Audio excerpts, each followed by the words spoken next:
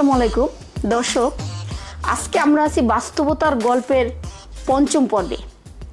আমাদের সাথে অতিথি হিসেবে আছেন শফিউর রহমান ডালিম। তোমাকে ধন্যবাদ আমাদের এই স্টুডিওতে আসার জন্য। ধন্যবাদ ম্যাম, আপনাকেও। ডালিম, আমাদের প্রথম যে বিষয়টি তোমার কাছে জানা, যে আমরা যেটা জানি যে তুমি একেবারে আউটস্ট্যান্ডিং স্টুডেন্ট ছিলে এবং তুমি একেবারে প্রত্যন্ত অঞ্চল লালমনিরহাট, একেবারে আমরা জানি যে উত্তর অঞ্চল থেকে তুমি অনেক কষ্ট করে একেবারে ছোটবেলা থেকে মেধার একটি স্বাক্ষর রেখে ঢাকা ইউনিভার্সিটিতে এসেছো। এখন এই প্রত্যন্ত অঞ্চল থেকে যে আসলে, সেখানে কি তোমার কোনো অসুবিধা হয়েছিল কিনা, বা এক্ষেত্রে তোমাকে কেউ সাহায্য করেছিল কিনা?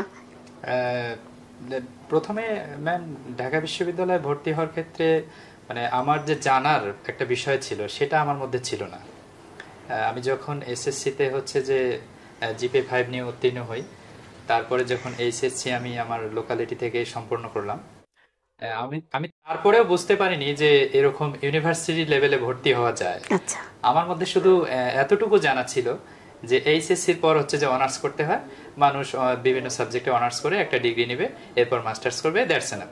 কিন্তু আমি পরবর্তীতে শুনতে পেলাম যে এরকম রাজশাহী ইউনিভার্সিটি, ঢাকা ইউনিভার্সিটি, এগুলোতে নাকি আবার অ্যাডমিশন নেওয়া যায়। আচ্ছা আচ্ছা। এবং ইন্টারেস্টিং ব্যাপার হলো, আমি তখনও পর্যন্ত জানতে পারি নাই যে এটার জন্য আবার হচ্ছে যে মানে একটা প্রসেসিং আছে, বা কেউ কেউ কোচিং করে, বা কেউ কেউ হচ্ছে যে বড় ভাই বা বোনদের কাছে একটা গাইডলাইন নেয়। তো সেই জিনিসটা আমি কিন্তু পাইনি। অটোমেটিক্যালি হচ্ছে যে আমি আমার কলেজে থাকা অবস্থায় ওই সময় আমার এলাকার একজন ভাই ছিল, সেটি হচ্ছে মারুফ ভাই, আর আমার এলাকার আরেকজন বড় আপু ছিল, উনি হচ্ছেন যে জেলিন মনিরা রুক্তি, এনারা চান্স পেয়েছিল। আচ্ছা। এদের পরবর্তীতে এই চান্স পাওয়াটা মানে আমার কাছে অনুপ্রেরণা হয়ে দাঁড়িয়েছিল। আর আপনি কিন্তু ম্যাম জানেন যে ঢাকা ইউনিভার্সিটিতে কিন্তু চান্স পেলে এলাকায় কিন্তু একটা আলাদা অনার থাকে, এবং হচ্ছে যে মানুষ এটাকে অনেক পজিটিভলি নেয়। তো আমার ওই সময় একটা বিষয় জন্মেছিল মাথার মধ্যে যে আমি কেন পারবো না? তাহলে আমারও তো যেহেতু কোয়ালিটি আছে বলে আমি মনে করি, কারণ আমি এসএসসি তে প্লাস পেলাম, এইচএসসি তেও পেলাম, তা আমি একবার ট্রাই করে দেখি।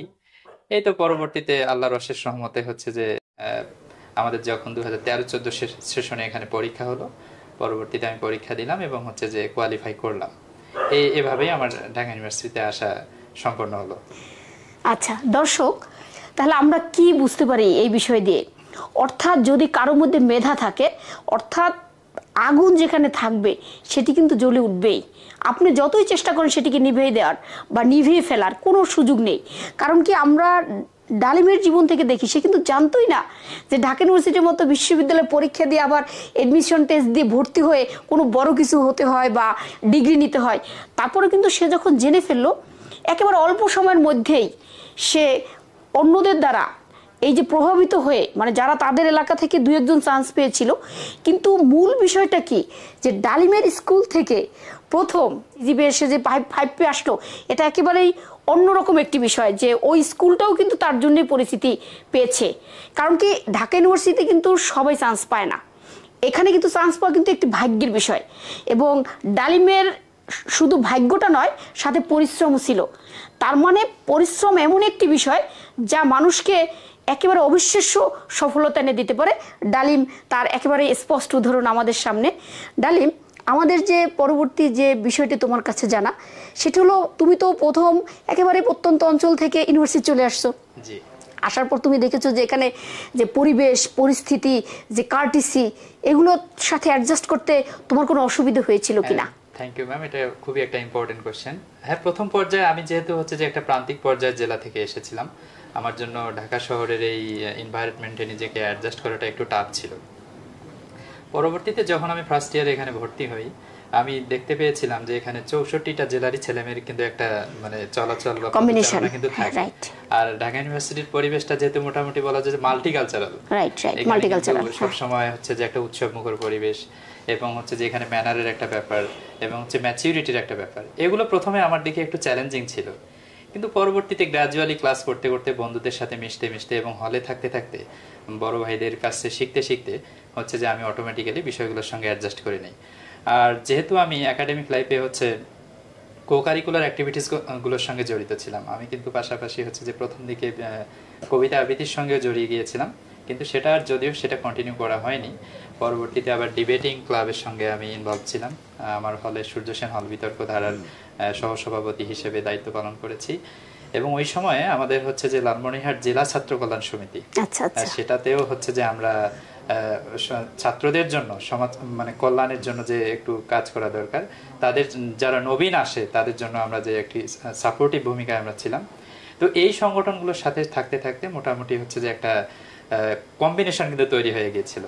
এবং মোটামুটি ক্যাম্পাসের আশপাশ বা হচ্ছে ক্যাম্পাসে থাকা বা এখানকার পরিস্থিতি বোঝা এবং নিজেকে খাপ খাওয়ানো সবকিছু মিলে কিন্তু পরবর্তীতে এটা কভার হয়ে যায়। এবং এভাবেই কিন্তু পরবর্তীতে আমি মানে আমার অনার্স এবং মাস্টার্স শেষ করে ফেলি। আচ্ছা, তার মানে তুমি একেবারে কো কারিকুলাম থেকে শুরু করে সবগুলোতে অ্যাটেন্ড করেছো? মোটামুটি ছিলাম। এবং তুমি এত প্রত্যন্ত অঞ্চল থেকে এসে যে এই যে নিজেকে যে সুন্দর করে খাপ খাওয়াতে পারলে। কিন্তু আমার একটা বিষয় জানার ছিল যে ঢাকা ইউনিভার্সিটিতে যখন বাচ্চারা পড়ে তখন তার অ্যাম্বিশনটা অনেক হাই থাকে এবং সে সব সময় হয় বিসিএস ক্যাডার হতে চায়, নয় দেখা গেছে যে একটা ব্যাংকের বড় কর্মকর্তা হতে চায় বা অন্য কোনো সরকারি জবে খুব লোভনীয় চাকরিতে সে কিন্তু প্রবেশ করতে চায়। কিন্তু আমরা তোমার লাইফকে একদম ভিন্নভাবে দেখেছি যে একদম তুমি এই সব সিলেটেরে একেবারেই তুমি প্রাইভেট সেক্টরে অর্থাৎ বিদ্যাবাড়ি নামক একটা অনলাইন প্ল্যাটফর্মে তুমি রিসার্চ অ্যান্ড ডেভেলপমেন্ট যে সেক্টর সেখানে অফিসার হিসেবে তুমি আছো এবং সেখানে তুমি খুব ভালোভাবে সার্ভিস দিচ্ছ। এখন তোমার কেন মনে হলো যে এই লোভনীয় সবকিছু ছেড়ে এইখানে কাজ করার কারণটা আসলে আমাদের দর্শকরা জানতে চায়। Ma'am thank you. এটি এখানে একটু বলে রাখি, সেটা হচ্ছে যে মানুষ আসলে যে কোনো কর্মের সঙ্গে যদি অভ্যস্ত হয়ে যায় তাহলে কিন্তু মানুষ সাধারণত সেই কাজটাকে কমফর্ট ফিল করে। রাইট। তো আমার ক্ষেত্রেও আমি মনে করি তাই হয়েছে। সেটি হচ্ছে আমার মাস্টার শেষ হওয়ার পরই আমি হচ্ছে যে বিভিন্ন কোচিং সেন্টারগুলোতে ক্লাস নিতাম। যদিও অনেকেই হচ্ছে যে যার যার মতো সে ভিন্ন জায়গায় চলে গেছে, তো আমার এই জায়গাগুলোতে ক্লাস নিতে আমার যেটা মনে হয়েছে ক্লাস নিতে গিয়ে যে আমি পারবো, আমার দ্বারা হচ্ছে যে টিচিং প্রফেশন ভালো যায় এবং আমি দেখেছি যে আমার মাধ্যমে স্টুডেন্টরা বেনিফিটেড হয়, আমি যতটুকু নিজেকে বুঝতে পারি। তো পরবর্তীতে আমার মনে হলো যে যেহেতু আমি এখানে ইনভলভ আছি, এখানে থাকতে থাকতে আমার একটা অভিজ্ঞতা হয়ে গেল।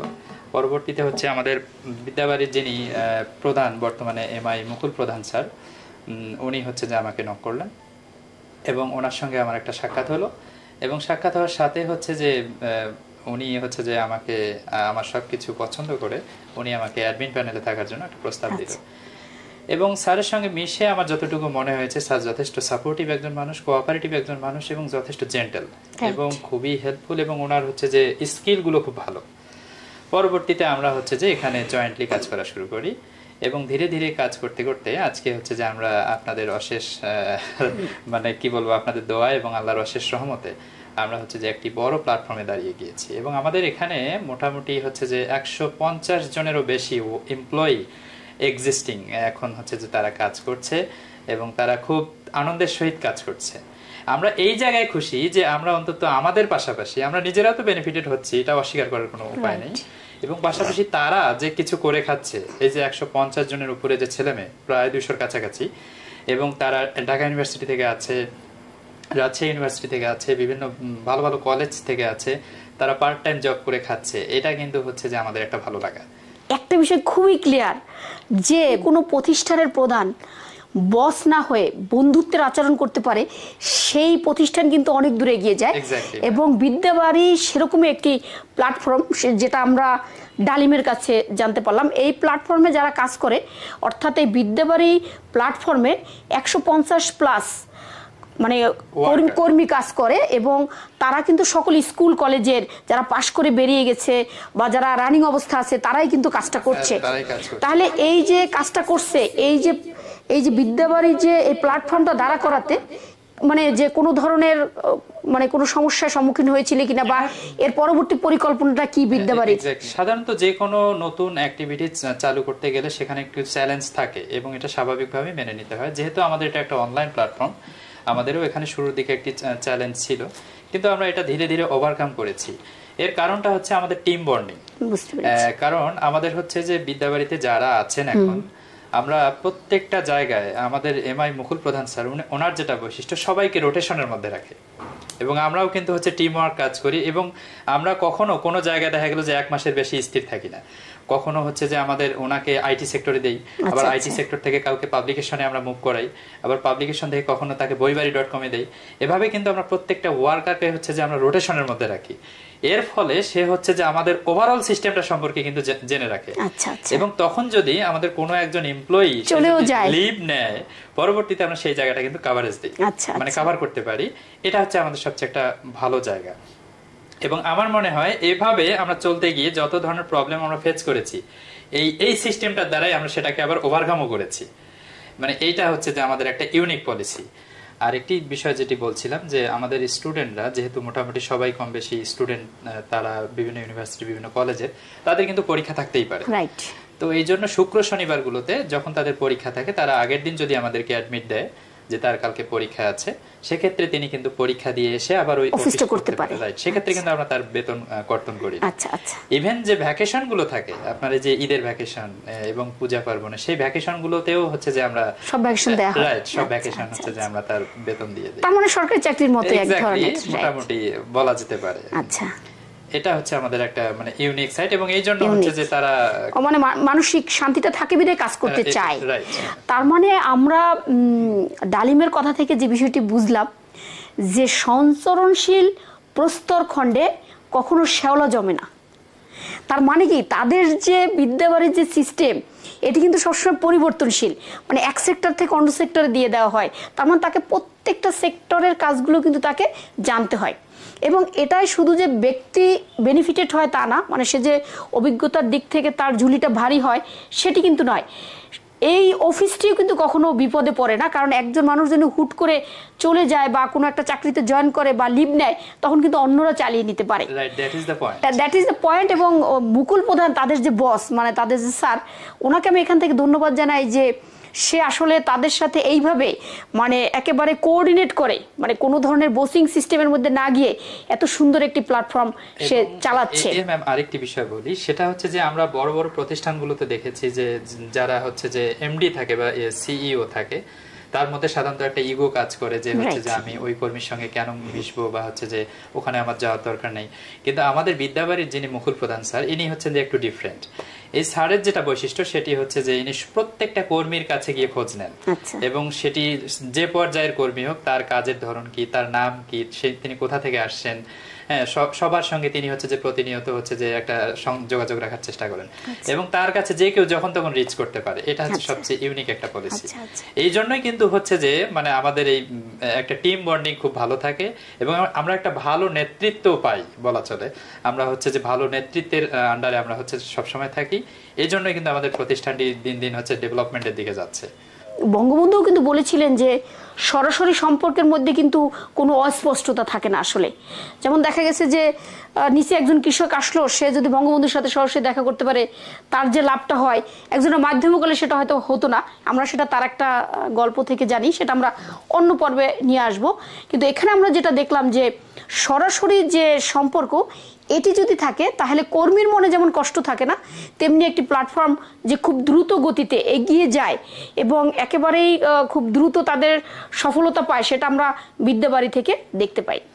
তা ডালিম, আমরা যে প্রশ্নটি করব যে তোমার কি যে পুলিশ, ম্যাজিস্ট্রেট, ফরেনে যারা চাকরি করে, সরকারি চাকরি করে, এগুলো যখন তুমি দেখো নিজের চোখে, তখন কি তোমার মনে হয় না যে মানে যে আমি অনার্স মাস্টার্স করতাম, আমি এই চাকরিগুলোর যোগ্য এবং আমিও চাইলে এটি হতে পারতাম, সেখানে কিন্তু তোমার কোনো হতাশার সৃষ্টি হয় কিনা? না ম্যাম, এটা খুবই ভালো একটি প্রশ্ন। না, আমার এই ধরনের কোনো হতাশা নেই, কারণ আমি দেখেছি যে ঢাকা ইউনিভার্সিটিতে পড়েছে, বুয়েটে পড়েছে, দিন শেষে গিয়ে সে কিন্তু গরুর খামার দিয়ে হচ্ছে জীবনযাপন করছে। আমরা অনেক স্টুডেন্টকে দেখেছি যারা হচ্ছে যে আপনার মৎস্য চাষ করে কিন্তু সে আজকে ভালো লাইফ লিড করছে। আমরা অনেককেই দেখেছি আবার এই ঢাকা শহরে হচ্ছে যে সে বিজনেস করে চলছে। কিন্তু তো আসলে আমরা মনে করি যে যে যার জায়গা থেকে হ্যাপি, বিশেষ করে আমি মনে করি যে আমার জায়গা থেকে যদি আমি হ্যাপি থাকি, তাহলে কে পুলিশ, কে অ্যাডমিন, কে অমুক, কে তমুক, সেটা আমি দেখতে চাই না। আর হচ্ছে যে আরেকটি বিষয়, হ্যাপিনেসের ব্যাপারটা হচ্ছে যে এটা আপেক্ষিক, ম্যান টু ম্যান ভ্যারি করে। তো আমি যদি ম্যাম আমার জায়গা থেকে সন্তুষ্ট থাকি, তাহলে হচ্ছে যে আমি অন্য কোনো দিকে তাকাবো না। হ্যাঁ, তবে একটা দেশ পরিচালনা করতে গেলে হচ্ছে যে সেই সব সেক্টরে আমাদের ইউনিভার্সিটির ছেলেপেলেদের থাকা দরকার, এটা আমরা সাপোর্ট করি। কিন্তু সেই জন্য কিন্তু সবাই যে ওই চাকরিটা পাবে সেটাও কিন্তু না। আমাদেরকে বাস্তবতা ভাবতে হবে। এই জন্য আমরা বিদ্যাবাড়ি হচ্ছে যে এমন কতগুলো প্ল্যাটফর্ম আমরা চালু করে দিয়েছি, যেমন আমাদের একটা আইটি সেক্টর আছে। এই আইটি সেক্টরের মাধ্যমে আমরা হচ্ছে যে বিভিন্ন ডিজিটাল যে কোর্সগুলো, যেমন হচ্ছে ইউটিউব এসইও, তারপর হচ্ছে ডিজিটাল মার্কেটিং, এই কোর্সগুলো আমরা হচ্ছে যে এখন শেখাচ্ছি। এর কারণটা হচ্ছে স্টুডেন্টরা যেন তার একাডেমিক লাইফ শেষ করে কিছু হচ্ছে যে করে খেতে পারে।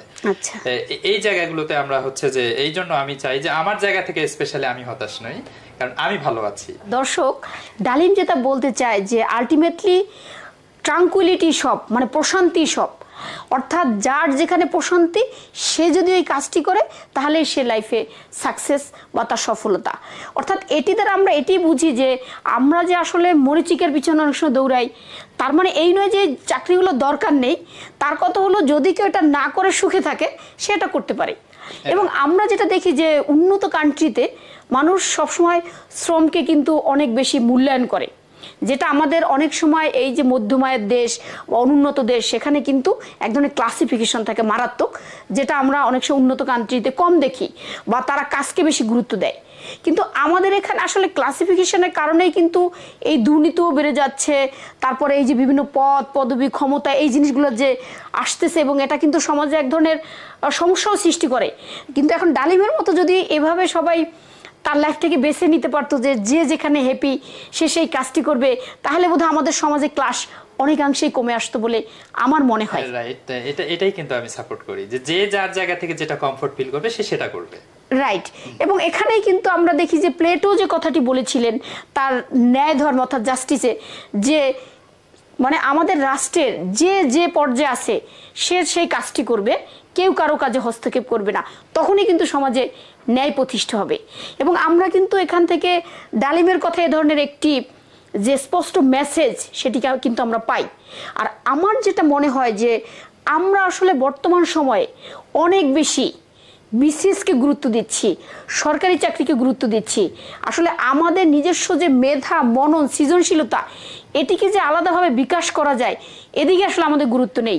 আরেকটি বিষয় আপনাকে একটু বলে রাখি, সেটি হচ্ছে যে আমাদের আমি এখানে দায়িত্বে থাকা অবস্থায় যখন আমার কাছে ঢাকা ইউনিভার্সিটির কোনো স্টুডেন্ট সিভি নিয়ে যায়, হ্যাঁ, যখন হচ্ছে যে আমি কিন্তু বেশ কয়েকজনকে হচ্ছে যে এখানে আমাদের বিদ্যাবাড়িতে হচ্ছে চাকরি দিয়েছি, আমার কিন্তু তখনই হচ্ছে যে গর্বে বুকটা ভরে যায় যে হয়তো আজকে আমি গভর্নমেন্ট সার্ভিসে থাকতে পারতাম, কিন্তু হচ্ছে যে এইভাবে হয়তো অ্যাপয়েন্টমেন্ট লেটার তো তাকে দিতেও পারতাম না, বা তাকে এই জবটা করে দিতে পারতাম না।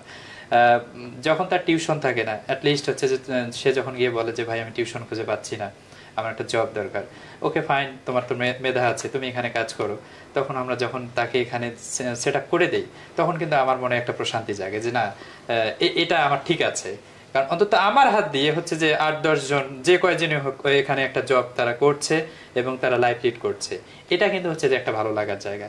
এবং 100 দেখেন আজকে কিন্তু আমরা হাঁটি হাঁটি পা পা করে 150 জন ওয়ার্কার একটা প্রতিষ্ঠানে থাকা কিন্তু চারটিখানি কথা না, এবং আমাদের প্ল্যান আছে যে এটাকে ইনশাল্লাহ আরো বড় পরিসরে নিয়ে যাওয়ার, এবং সেটা অবশ্যই স্টুডেন্ট বান্ধব, যেমন আমরা আইএলটিএস সেন্টার আমাদের খোলা যায় কিনা সেই ব্যাপারটিও ম্যাম আমাদের মাথায় আছে। মানে আমরা চাচ্ছি যে এটা মাল্টি সেক্টর একটা সাইট করতে। মানে তোমাদের ভবিষ্যৎ পরিকল্পনাটা হলো যে বিদ্যাবাড়িকে তোমরা অনেক বড় পরিসরে দেখতে চাও, এবং সেটি কি আসলে তোমরা পুরো মানে ওয়ার্ল্ড ওয়াইড বিষয়টা অ্যাড করতে চাও কি? রাইট, আমরা অ্যাড করতে চাই, এজন্যই আমরা ধীরে ধীরে হচ্ছে যে সবকিছু নতুন নতুন আইটেম আমরা যোগ করে দিয়েছি।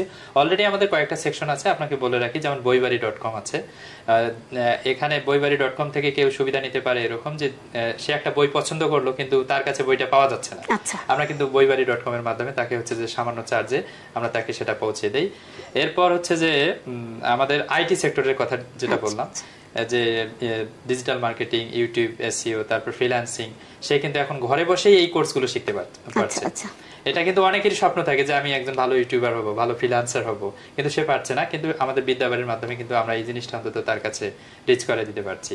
তো আমরা আরো চাচ্ছি যে আরো নতুন নতুন যে ক্রাইটেরিয়াগুলো আমরা সেখানে অ্যাড করার আমাদের প্ল্যান আছে ইনশাআল্লাহ। যেমন হচ্ছে যে বললাম আইএলটিএস এর যে ব্যাপারটা, আমরা মনে করি যে যেহেতু এখন বাইরে যাওয়ার একটা টেন্ডেন্সি বেশ ভালোই তৈরি হয়েছে, এবং সেক্ষেত্রে আমাদের স্টুডেন্টরা যদি হচ্ছে যে একটা ভালো প্রতিষ্ঠান থেকে তারা আইএলটিএস শিখতে পারে, করতে পারে, সে যদি বাইরে গিয়ে রেমিটেন্স পাঠাতে পারে, তাহলে হচ্ছে যে আমরা চেষ্টা করব সেখানে সাপোর্ট দেওয়ার জন্য, এটা আমাদের প্ল্যান আছে। দর্শক, আমরা যেটা দেখলাম যে কারো দ্বারা নিয়ন্ত্রিত না হয়ে নিজের মতো করে একটি স্বাধীন চিন্তার মাধ্যমে যদি কাজ করা যায়, সে লাইফে কিন্তু অনেক বড় কিছু দিতে পারে। অর্থাৎ ডালিম যে কথাটি বলেছে যে সে হয়তো বড় পর্যায়ে থাকলে কাউকে হয়তো সে একটা চাকরিও দিতে পারতো না, কিন্তু সে যে বিদ্যাবাড়িতে আছে সেখানে কিন্তু অনেক বেকার ছেলেদের বা যারা অসহায় থাকে, অনেক সময় যারা মানে ইউনিভার্সিটি সে টিউশনি পায় না, তাদেরকে কিন্তু সে কর্মসংস্থানের ব্যবস্থা করতে পারছে। এটি একটি বিশাল ব্যাপার, যেটা হয়তো আমিও পারি না অনেক সময়। তা দেখা গেল কি যে আমরা যে যেখানে আছি সেখানে বসে যদি এতটুকু সেবা দিতে পারি, সেটাই আমাদের জন্য সবচেয়ে বড়। আমি যদি জানতে চাই ডালিম, যে তুমি ভবিষ্যৎ এই যে আমাদের যে জেনারেশন আসছে তাদের জন্য তুমি এক কথায় তোমার জীবন থেকে কি বলতে চাও? আমি যেটা বলবো সেটি হচ্ছে যে আমি কিছুক্ষণ আগেও বলেছি যে সে যেটাতে কমফোর্ট ফিল করবে সে সেই পথটাই বেছে নেবে, তবে সেটা যেন অবশ্যই অনেস্ট রাস্তা হয়, মানে সততার জায়গাটা যেন সেখানে থাকে। আর হচ্ছে যে সে তাকে কখনো হতাশ হওয়া যাবে না, কারণ তাকে সে পৃথিবীতে জন্ম নিয়েছে, তার জন্য কিছু না কিছু আছে, এটা মাথায় রাখতে হবে। আর যদি তার হচ্ছে যে 30 বছর পারও হয়ে যায়, বিশেষ করে আমাদের ইয়াং সোসাইটি যারা হচ্ছে যে পড়াশোনার মধ্যে আছে, অনেক সময় 30 বছর পার হয়ে গেলে সে কিন্তু ডিপ্রেশনে থাকে। তা আমি বলবো যে ডিপ্রেসড হওয়ার কোনো দরকার নেই, কারণ এটা বিশ্বাস রাখতে হবে যে সৃষ্টিকর্তা তার জন্য কিছু না কিছু রেখেছে, জাস্ট তাকে হচ্ছে যে পরিশ্রমটা করতে হবে এবং সেটা গেইন করতে হবে। তার যে জায়গাটা যেটা তার ভালো লাগে সেটা সে বেছে নেবে এবং এভাবেই সে তার লাইফ লিড করবে, তবে অনেস্টির জায়গাটা যেন বজায় থাকে, আমি এটাই বলবো। ডালিম যে মেসেজটি দিতে চায় দর্শক, সেটি হলো যে যদি আপনি হতাশ হন, যদি আপনি কঠিন কোনো চিন্তা নিমজ্জিত হন বা উদ্বিগ্ন হন, তাহলে কিন্তু আপনি জীবনকে জয় করতে পারবেন না। তার কথায় যেটা উঠে আসছে, জীবনকে যদি জয় করতে চান তাহলে একদম হতাশ না হয়ে একেবারে মানসিক প্রশান্তির মধ্যে দিয়ে আপনার পছন্দের কাজটিকে বেছে নেন এবং সেটি করতে থাকুন এবং সফল হয়ে উঠুন। ডালিম, তুমি আমাদের এই স্টুডিওতে আসার জন্য আবার ধন্যবাদ। ইনশাল্লাহ আবার দেখা হবে কোনো এক সময়। থ্যাংক ইউ আমাকে ডাকার জন্য। দর্শকদেরকেও ধন্যবাদ দিতে চাই যারা এতক্ষণ ধরে আমাদের এই প্রোগ্রামটি দেখলো। আপনাদেরকেও ধন্যবাদ, ম্যামকেও ধন্যবাদ। ধন্যবাদ সবাইকে। আমাদের পরবর্তী পর্বটি আবার আসবে 1 মাস পরে। প্রত্যেকটি মাসে আমাদের একটি পর্ব আসে, সেজন্য আমরা অপেক্ষায় থাকি। Thank you so much.